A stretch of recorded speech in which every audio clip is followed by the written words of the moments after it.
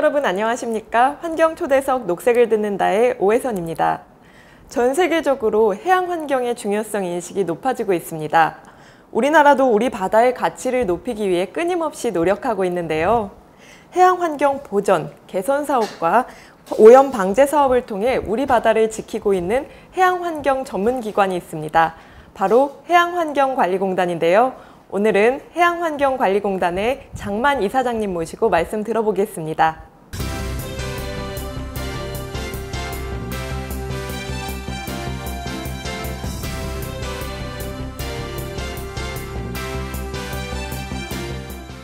이사장님 안녕하세요. 예, 안녕하십니까? 네, 안녕하세요. 우선 인터뷰에 앞서서 환경TV 시청자분들께 인사 말씀 부탁드리겠습니다. 해양환경관리공단 이사장 장만입니다. 오늘 환경TV 초대석 녹색을 듣는다에 초대해 주셔서 대단히 감사합니다. 특히 오늘 바다에 대해서, 특히 바다 환경에 대해서 여러분들하고 얘기할 수 있는 기회가 돼서 더욱 감사드리겠습니다. 네, 우선 해양환경관리공단이 어떤 일들을 하는 기관인지 시청자들께 간단하게 소개 부탁드릴게요. 예, 해양환경관리공단은 국내 유일의 해양 환경을 관리하는 전문 기관이면서 또한 국민 기업이고 공공기관입니다. 네. 그래서 저희는 국가 해양 생태계 조사 또는 환경보호관리구역 또는 해양 수질 정도, 그 다음에 폐기물 처리나 해양 오염 방제, 그 다음에 퇴적물 처리 같은 환경을 보호하고 또는 개선하고 회복하는 일을 주로 맡아 하는 기관이 되겠습니다. 네, 해양환경 보전 개선을 위해 다양한 일들을 하고 계신데요. 이제 본격적으로 질문 드려볼게요. 우리 유엔이 2020년까지 생물다양성의 해로 지정하고 있는데요. 우리나라 연근의 생물다양성 조사를 마치신 것으로 알고 있는데요. 어떤 특성이 있나요? 예, 우리나라 생물다양성을 조사하는 거는 생태계가 얼마나 건강한 걸 보는 거거든요. 근데 우리나라 생물다양성은 세계적으로도 상당히 높은 수준에 있습니다. 그러니까 좋은 환경을 아직을 갖고 있는 거죠. 네.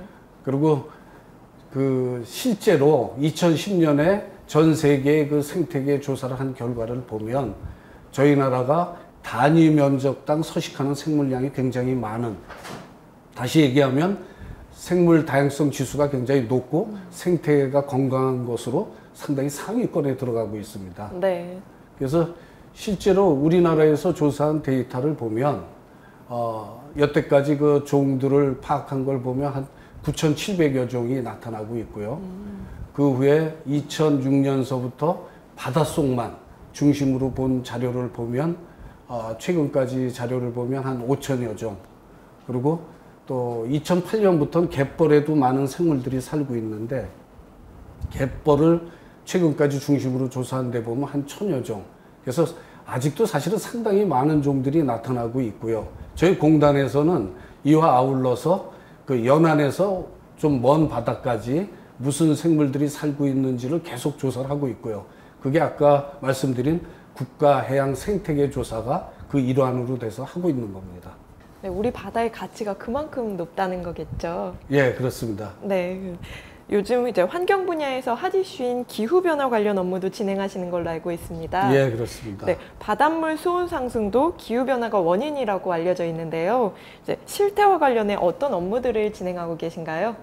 예, 사실은 바다가 우리 지구의 기후의 조절자이고 또 잘 알고 계신 것처럼 생명 원천이고 자원의 보고죠. 그렇죠. 그래서 이 기후변화가 상당히 중요한 역할을 하지만 바다의 그 현상하고 맞물려 가거든요. 그래서 저희가 바다의 조그만 움직임, 변화를 보면 기후변화가 어떻게 일어나고 있는지, 우리나라에 어떤 영향을 주는지를 알 수가 있습니다.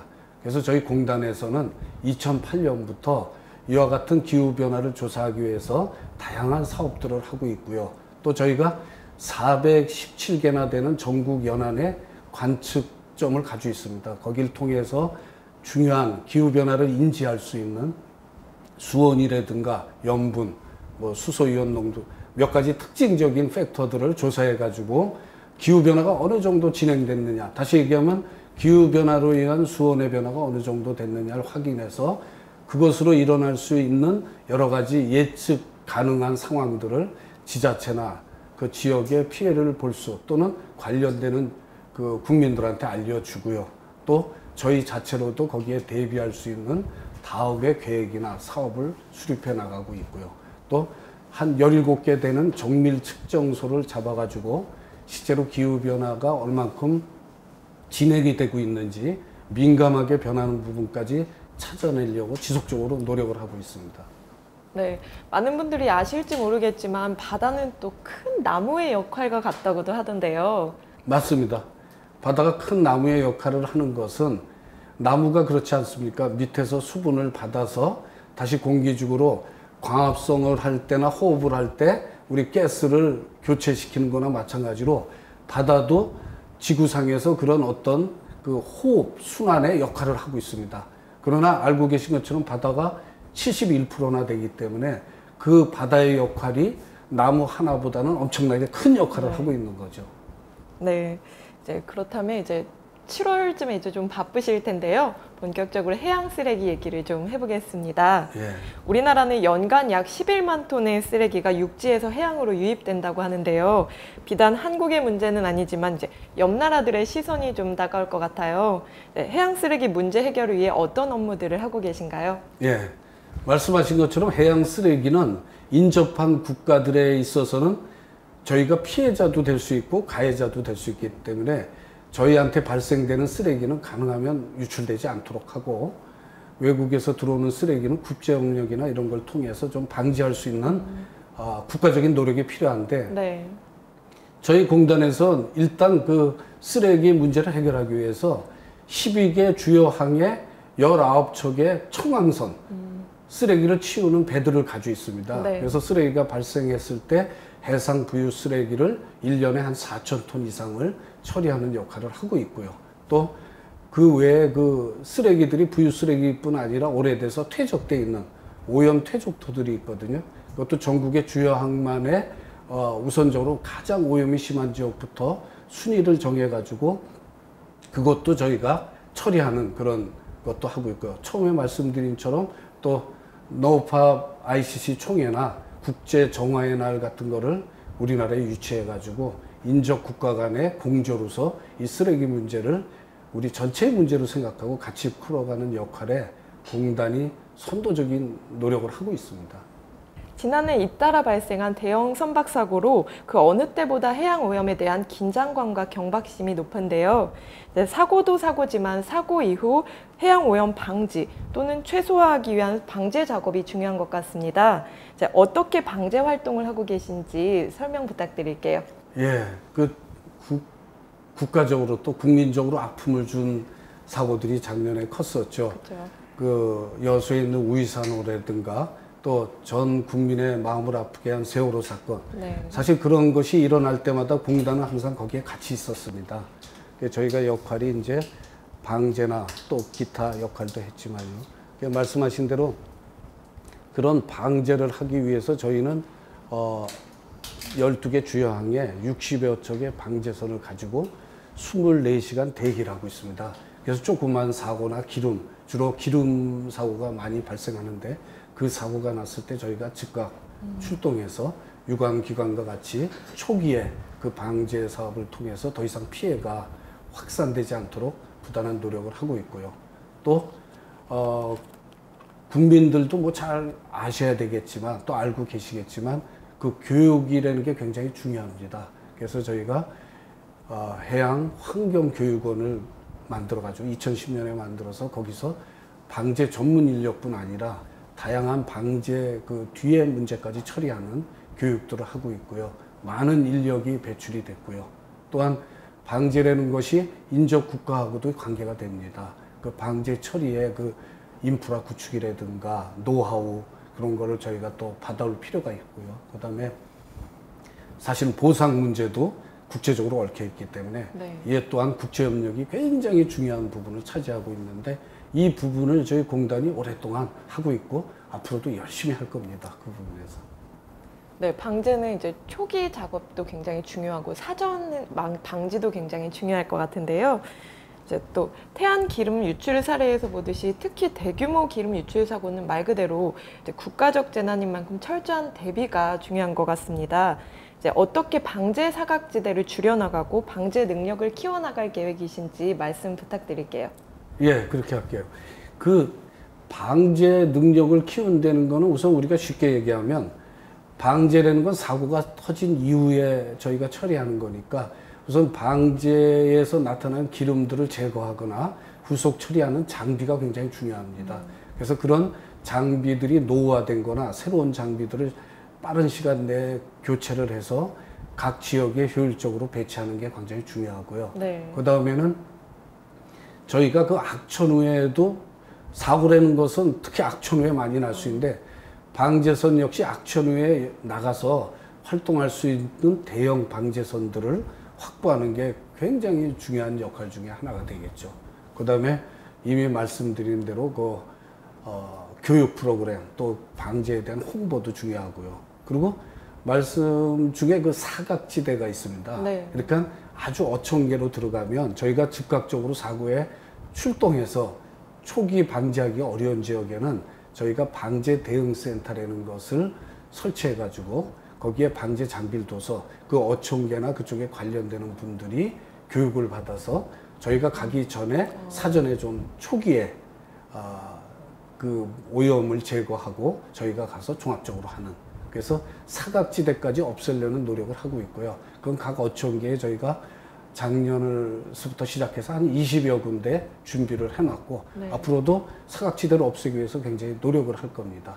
이와 같은 것이 사전에 종합적으로 이루어져야 실제 현장에 문제가 생겼을 때 즉각 효율적으로 대응할 수 있어서 그런 노력 또한 하고 있습니다.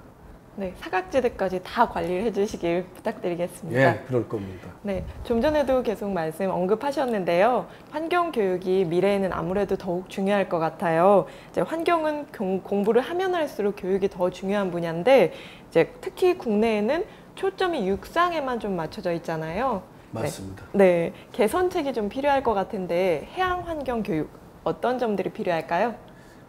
사실은 굉장히 중요한 얘기를 해주셨어요. 우리가 네. 간과할 수 있는 건데 지금 전 세계적으로 해양의 문제에 있어서 특히 해양 환경의 문제에 있어서 그 패러다임이 바뀌고 있어요. 정책이. 이거는 사전 예방이 중요하다. 네. 왜냐하면 바다가 너무 광범위하기 때문에 사고가 나서 사후에 처리하는 거는 천문학적인 숫자의 경비가 들 뿐 아니라 원상을 회복시키기가 굉장히 어렵습니다. 오랜 기간 걸리고. 그래서 점점 그 교육의 중요성, 사전 예방에 가장 좋은 방법의 하나는 교육이다 해서 교육이 중요시 여겨지고요. 저희도 역시 해양환경교육원을 만들어서 방제인들 뿐 아니라 전문 방제인 또는 그 일반 관련된 사회 국민들, 그 다음에 우리 미래에 우리나라의 바다를 지켜갈 수 있는 청소년들 등 다양한 쪽으로 콘텐츠를 개발하고 교재를 개발하고 그리고 교육을 시키고 있습니다.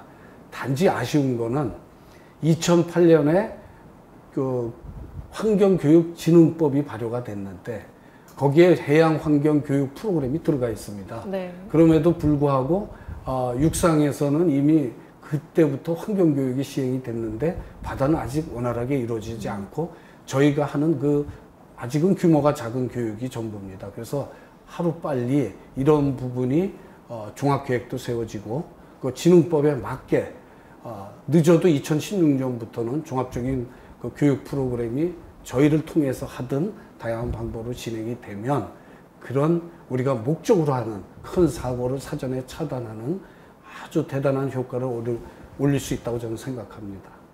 네, 그렇다면 어떤 교육 프로그램들이 있는지 간략하게 설명 부탁드릴게요. 교육 프로그램에는 우리가 말씀드린 대로 저희가 그 해양을 오염이 났을 때 방지할 수 있는 방법, 그건 이제 전문가들에 대한 교육입니다. 네. 어떻게 신속하게 처리해야 효율적으로 하느냐 하는 방법. 그리고 일반인들한테 하는 교육은 예방의 방법이죠. 그러니까 오염물이라는 것은 사실은 불특정 다수가 버리는 거거든요. 특히 바다는 넓기 때문에 언제나 어머니 품 같다 해서 모든 걸 버리거든요. 네. 그런 분들한테 어떻게 해야 바다를 살릴 수 있냐 하는 그런 교육. 그다음에 미래 청소년들한테는 무한한 자원의 보고고 어쩌면 그 친구들의 삶의 터전이 될 수 있는 바다를 어떤 식으로 우리가 교육을 하고 확산시켜 나가야 좋은가를 미리 교육하는 거죠. 이런 방법을 써가지고 다양한 콘텐츠를 개발해서 하고 있고요. 교재도. 그 다음에 이제 현장에서 체험할 수 있는 교육도 해서 실제로 느끼게, 심각성을 느끼게 하는 교육도 하고, 일단 여러 가지 그 카테고리의 교육을 저희가 하고 있습니다. 네, 말씀 감사합니다. 벌써 마지막 시간이 다 됐는데요. 끝으로 다 못하신 말씀이나 당부사항 있으시면 시청자분들께 한 말씀 부탁드리겠습니다. 예, 바다로 가는 것은 호기심 때문이 아니라 우리의 미래가 그곳에 달려있다는 얘기가 있습니다. 이와처럼 바다라는 것은 우리 국민뿐 아니라 세계 모든 사람들한테 아주 중요한 곳입니다. 더욱이 그곳에서 모든 활동이 이루어지고 있습니다. 해상의 활동, 사업, 레저, 관광, 모든 것이 그 바다에서 이루어지고 있는데 그 기본이 되는 것은 환경입니다. 그 바다의 환경이 살아야만 우리가 거기서 일어나는 모든 인류를 또는 우리를 위하는 모든 행복한 가치를 찾아낼 수 있는 거거든요. 그래서 저희 공단은 미국 파나마 그 바다를 살리기 위해서 여러분들을 대신해서 열심히 뛰겠습니다. 국민 여러분들도, 시청자 여러분들도 그런 바다의 가치성을 늘 가슴에 갖고, 특히 올 여름 휴가철이 됐는데 이때 가서 바다를 한번 다시 보시고 특히 저희 공단이 열심히 할 수 있도록 격려와 성원을 보내주시면 고맙겠습니다. 감사합니다. 네, 오늘 말씀 잘 들었고요. 앞으로도 계속해서 건강하고 풍요로운 바다를 만드는 데 앞장서 주시길 부탁드리겠습니다. 고맙습니다. 이런 시간 만들어 주셔서 다시 한번 감사드리겠습니다. 저희가 귀한 시간 내주셔서 너무 감사드립니다. 예, 고맙습니다.